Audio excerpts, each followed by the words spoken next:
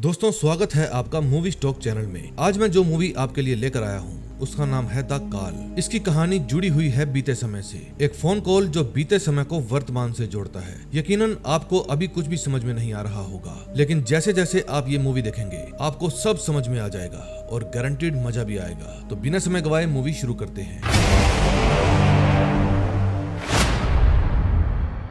Movie की शुरुआत में हम देखते हैं सियो नाम की एक लड़की अपनी माँ से मिलने के लिए जा रही थी। रास्ते में उसको उसका एक दोस्त मिलता है जिसका नाम सुंग हो था। सुंग हो एक स्ट्रॉबेरी फार्म का मालिक था। फिर सुंग हो सियो को उसके घर छोड़ देता है। सियो का फोन रास्ते में ही कहीं गिर गया था, इसलिए सुंग हो उसको अपना फोन दे देता है, लेकिन सियो उसे लेने से मना कर देती है क्योंकि घर में एक और फोन मौजूद था। फिर सुंग हो कुछ देर के बाद वहाँ से चला जाता है। तभी सियो घर के अंदर जाती है और अलमारी में से एक पुराना लैंडलाइन फोन निकालकर उसे चालू कर देती है। फोन चालू होते ही सियो उससे अपना नंबर डायल करती है ताकि जिस किसी को भी सियो का फोन मिले वो उसे वापस कर दे। तभी सियो का फोन एक औरत उठाती है, लेकिन वो औरत सियो का फोन वापस करने के बदले उससे कुछ इनाम मांगती है और फोन काट देती है। सियो समझ जाती है कि जिस भी औरत को ये फोन मिला है वो ये फोन वापस नहीं करना चाहती और अगर सियो को अपना फोन वापस चाहिए तो उसे उस औरत को पैसे देने होंगे। फिर वो उसको इग्नोर करके अपना लैपटॉप निकालती है और काम करने लगती है। कुछ देर बाद सियो को एक फोन आता है। फोन पर एक लड़की जोर जोर से रो रही थी। वो लड़की अपनी माँ के अत्याचारों से परेशान थी, लेकिन सियो को समझ में नहीं आ रहा था कि वो लड़की कौन है। सियो उस लड़की से पूछती है तुम्हें किससे बात करनी है। जवाब में वो लड़की कहती है कि मुझे सुन ही से बात करनी है। फिर सियो रॉन्ग नंबर कहकर वो फोन काट देती है। उसके बाद सियो अपनी माँ से मिलने के लिए हॉस्पिटल जाती है। सियो की माँ को ब्रेन ट्यूमर था, इसलिए वो हॉस्पिटल में ही रहती थी। फिर सियो कुछ देर अपनी माँ से बातें शातें करती है, लेकिन बातों बातों में उसकी अपनी माँ से बहस होने लगती है। सियो अपनी माँ से नाराज थी क्योंकि सियो के पिता की मौत उसकी माँ के कारण ही हुई थी। फिर हॉस्पिटल से निकलने के बाद सियो अपने पिता की कब्र पर जाती है। सियो के पिता की मौत 27 नवंबर 1999 में हुई थी, यानी आज से तकरीबन 20 साल पहले। जब सियो छोटी थी तभी उसके पिता गुजर गए थे क्योंकि एक बार सियो की माँ के कारण घर में आग लग गई थी, जिसमें सियो और उसकी माँ को तो कुछ नहीं हुआ, लेकिन सियो के पिता जलकर मर गए। फिर सियो अपने पिता की कब्र से वापस घर लौट आती है। फिर जब सियो रूम में जाती है तभी फिर से वो फोन बजता है। इस बार भी फोन पर वही रॉन्ग नंबर वाली लड़की थी। वो फिर से सियो को सुन ही समझकर उससे बात करती है और कहती है कि मेरी माँ मुझे मार डालेगी। सियो फिर से उसे बताती है कि ये रॉन्ग नंबर है और फोन काट देती है। तभी रात को सियो टहलते टहलते अपने घर की एक दीवार के आगे खड़ी हो जाती है। उस दीवार पर सियो की और उसके माता पिता की तस्वीर लगी थी। फिर सियो को उस दीवार में कुछ गड़बड़ लगती है, इसलिए वो तस्वीर को हटा देती है और उसे तोड़ने लगती है। वो दीवार खोखली थी और उसके अंदर एक तहखाना जैसा बना हुआ था। फिर सियो उस तहखाने में जाती है। वहाँ एक पुरानी कुर्सी और कुछ जादू टोने का सामान रखा हुआ था। फिर सियो ये सब कुछ देखकर घबरा जाती है क्योंकि जिस डिब्बे में जादू टोना का सामान रखा हुआ था उसी डिब्बे में सियो की एक डायरी भी रखी हुई थी। डायरी में कुछ लिखा हुआ था और तारीख थी 27 अगस्त 1999।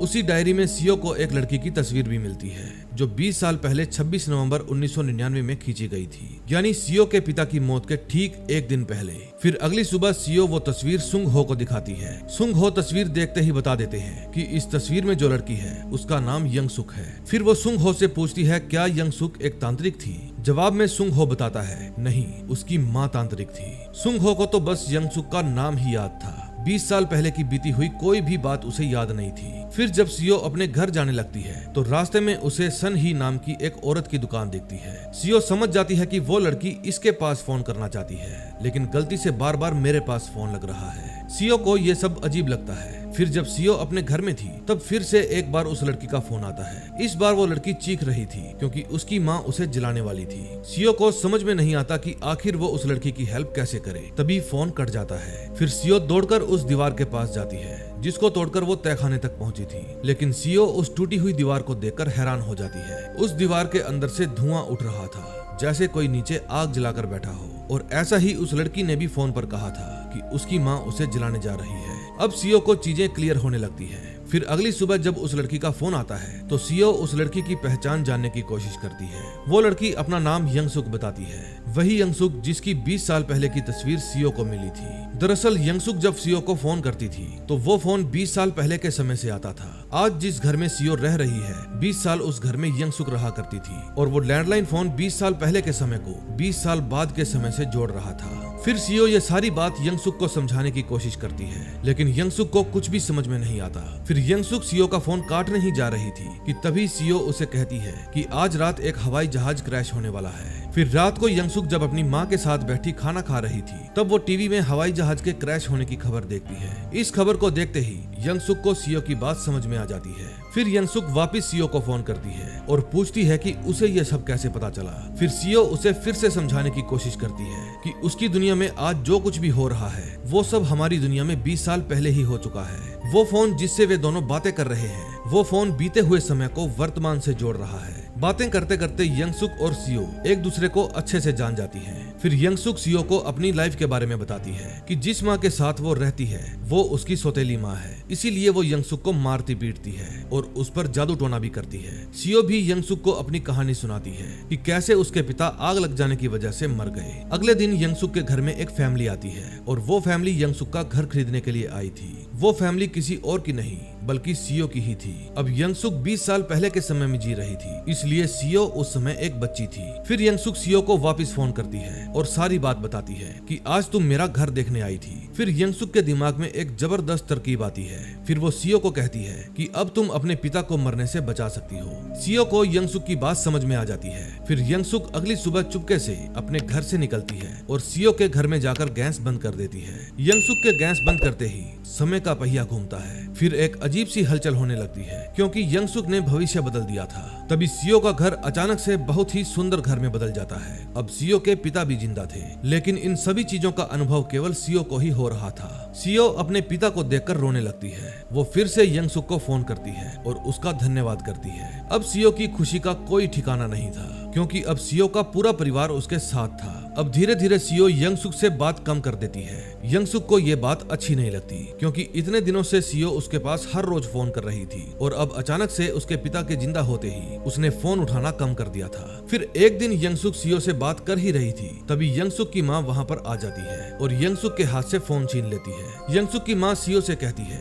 कि अब दोबारा यहाँ फोन मत करना। फिर यंगसुक की माँ उसे खींचकर अपने साथ ले जाती है। यंगसुक रोती रहती है, चिल्लाती रहती है, लेकिन इसका उन पर कोई भी असर नहीं होता। यंगसुक की माँ यंगसुक को कुर्सी से बांध देती है और फिर उस पर तंत्र विद्या करने लगती है। उस समय यंगसुक को बहुत दर्द हो रहा था, लेकिन इन सब चीजों की अब उसे आदत पड़ गई थी। दूसरी तरफ सीओ यंगसुक के लिए परेशान थी, इसलिए वो तुरंत ही अपना लैपटॉप निकालती है और बीते हुए सालों की घटनाओं के बारे में खोजने लगती है। सीओ को एक खबर दिखती है जिसमें लिखा था कि यंगसुक की मां ने तंत्र विद्या करके यंगसुक को मार दिया है। फिर कुछ देर बाद यंगसुक का दोबारा फोन आता है। सीओ यंगसुक को वो सारी बात बताती है कि आज उसकी माँ उसे मार डालेगी, लेकिन यंगसुक को तो उसकी बात मजाक लग रही थी। फिर सीओ उसे बताती है कि यंगसुक पहले भी इस घर में मर चुकी है और उसे किसी और ने नहीं बल्कि उसकी माँ ने ही मारा था। अब यंगसुक सारी बात समझ जाती है। फिर जब रात होती है तो यंगसुक की माँ खंजर लेकर उसके कमरे में आती है, लेकिन यंगसुक वहाँ पर थी ही नहीं। मौका मिलते ही यंगसुक अपनी माँ को मार देती है और फिर से भविष्य में बदलाव हो जाता है। अब यंगसुक बिल्कुल आजाद हो गई थी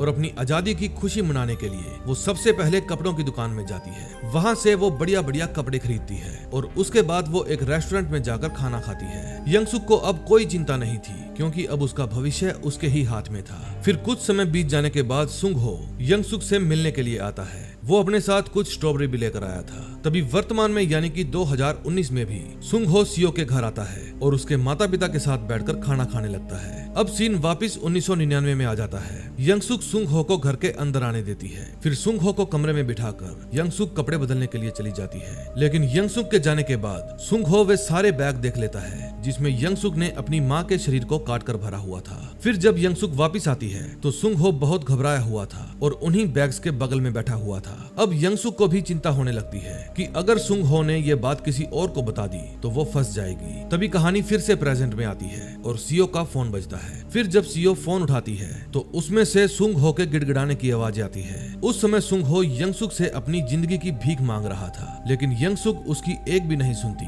और उसे मार देती है। उन दोनों के बीच में हो रही सारी बातें सीओ फोन पर सुन रही थी। फिर सीओ तुरंत दौड़कर नीचे जाती है क्योंकि उसे पता था कि यंगसुक ने जो ये हरकत की है उसकी वजह से भविष्य में बदलाव होगा, यानी कि वर्तमान में बदलाव होगा। और सीओ का अंदाजा बिल्कुल सही था। सुंग हो असल जिंदगी में यानी कि 2019 से गायब हो जाता है। फिर सीओ अपने माता पिता से सुंग हो के बारे में पूछती है, लेकिन उन्हें उसके बारे में कुछ भी नहीं पता था, क्योंकि उस बदलाव को केवल सीओ ही महसूस कर सकती थी। अब कहानी वापस 1999 में आ जाती है। पुलिस यंगसुक से पूछताछ करने के लिए आई थी, लेकिन यंगसुक उन्हें कुछ भी पता नहीं चलने देती। फिर पुलिस वाले यंगसुक की पूरी जानकारी अपनी डायरी में लिख लेते हैं और फिर वहाँ से चले जाते हैं। तभी एक बार फिर से यंगसुक सीओ के पास फोन करती है। सीओ यंगसुक से सीधा सवाल करती है कि यंगसुक ने अपनी माँ और सुंग हो को क्यों मारा। अब यंगसुक कोई बहाना बनाती, इससे पहले ही सीओ उसे बता देती है कि उसने न्यूज में सब कुछ देख लिया है, तुम्हें 2 हत्याओं के इल्जाम में उम्र कैद की सजा हुई है। फिर यंगसुक ये खबर सुनकर परेशान हो जाती है,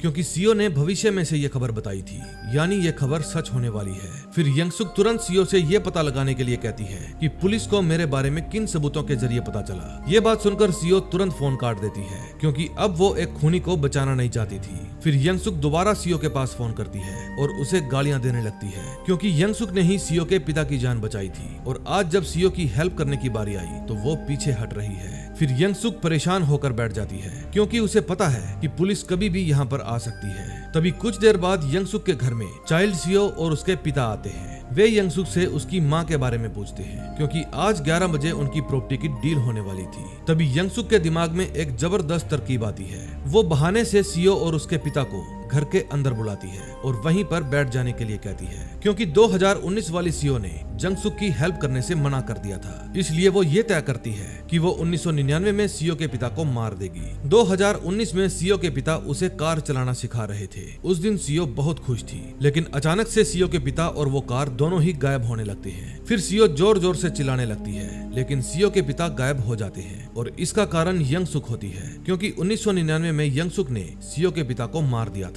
फिर सीओ भागती हुई वापस घर आती है और यंगसुक से बात करती है। सीओ फूट फूट कर रोने लगती है, क्योंकि यंगसुक ने ही उसके पिता को बचाया था और कुछ पल की खुशी देने के बाद यंगसुक ने वापस उससे वो खुशी छीन ली। फिर यंगसुक सीओ को धमकी देने लगती है, क्योंकि 1999 में चाइल्ड सीओ भी यंगसुक के ही पास थी। यंगसुक सीओ से कहती है कि पता करो वे कौन से सबूत हैं जिनके जरिए पुलिस मुझ तक पहुंच गई। फिर सीओ उस धमकी से डर जाती है, क्योंकि अब यंगसुक के हाथ में ही उसका भविष्य था। फिर सीओ इंटरनेट पर यंगसुक के बारे में पता करने लगती है। इंटरनेट से सीओ को पता चलता है कि यंगसुक ने जिस चाकू से अपनी माँ को मारा था, वो चाकू एक कबाड़ी वाले के हाथ में लग गया था। फिर वो ये बात यंगसुक को बता देती है। सीओ उसे उस जगह का नाम भी बताती है जहाँ उस कबाड़ी वाले को चाकू मिला था। फिर यंगसुक तुरंत ही खंजर लेकर उस कबाड़ी वाले को मारने के लिए निकलती है। वहाँ जाकर यंगसुक कुछ देर उसका इंतजार करती है और फिर घर से बाहर आ जाती है। घर के बाहर आते ही उस घर में एक तेज धमाका होता है और यही सीओ की चाल थी। सीओ ने इंटरनेट पर पहले से ही देख लिया था कि उस दिन यंगसुक की मौत हुई थी, वो भी एक धमाके के जरिए। अब सीओ चैन की सांस लेती है, क्योंकि उसे पक्का यकीन हो गया था कि अब उसका फोन कभी नहीं बजेगा। लेकिन फिर अचानक से वो फोन बजता है और सीओ घबरा जाती है।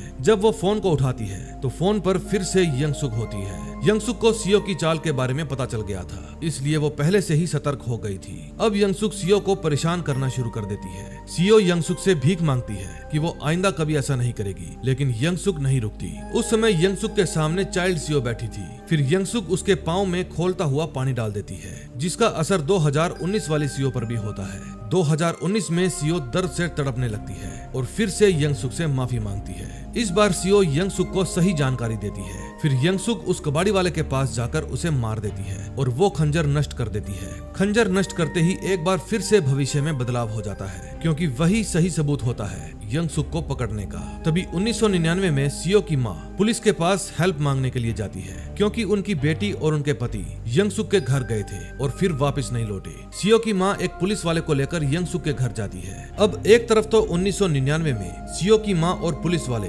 यंगसुक के घर जाते हैं और दूसरी तरफ 2019 में यंगसुक असलियत में आ जाती है। 1999 में यंगसुक ने वो खंजर जला दिया था, जो एकमात्र सबूत था उसे पकड़ने का। इसी वजह से यंगसुक को जेल नहीं हुई और यंगसुक 2019 में भी जिंदा है। सीओ ये सारी खबर पहले ही देख लेती है, इसलिए वो 2019 में अपनी माँ को फोन करके बता देती है कि उसकी जान खतरे में है। यंगसुक उन्हें और पुलिस वाले दोनों को ही मार देगी। जिस वक्त सीओ अपनी माँ से बात कर ही रही थी, तभी वहाँ पर यंगसुक आ जाती है और उसके सिर पर वार कर देती है। सीओ और यंगसुक के बीच में हाथापाई होने लगती है और सीओ भागकर ऊपर वाले कमरे में छुप जाती है। दूसरी तरफ 1999 1999 में यंगसुक उस पुलिस वाले को मार देती है और उसके बाद वो सियो की माँ को मारने के लिए आगे बढ़ती है। फिर सियो की माँ और यंगसुक के बीच में हाथापाई होने लगती है और सियो की माँ यंगसुक को लेकर नीचे कूद जाती है, जिसकी वजह से उन दोनों को गहरी चोटें आती है और दोनों ही बेहोश हो जाती है। 1999 में यंगसुक के नीचे गिरते ही एक बार फिर से भविष्य में बदलाव होता है। 2019 में अचानक से यंगसुक सियो के पास से गायब हो जाती है।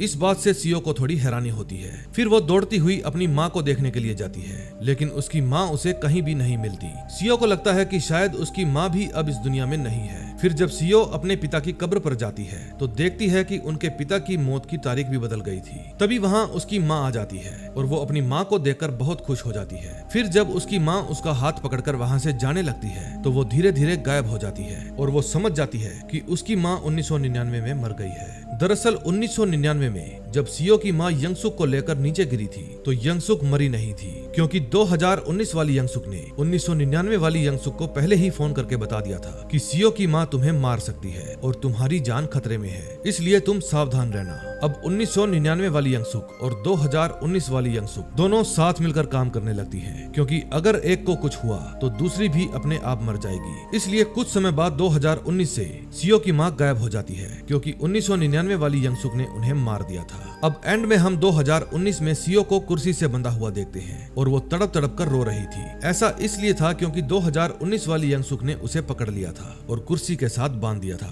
और इसी के साथ इस मूवी का एंड हो जाता है। इस मूवी को समझना थोड़ा मुश्किल था, क्योंकि इतनी सारी बीती हुई घटनाओं को वर्तमान से जोड़ पाना बहुत मुश्किल था, लेकिन फिर भी इस मूवी के मेकर्स ने अपनी सूझबूझ से काम लिया और बहुत ही कमाल की मूवी बनाई। उम्मीद है आपको भी ये मूवी पसंद आई होगी। सो मिलते हैं नेक्स्ट वीडियो में। Till then bye bye.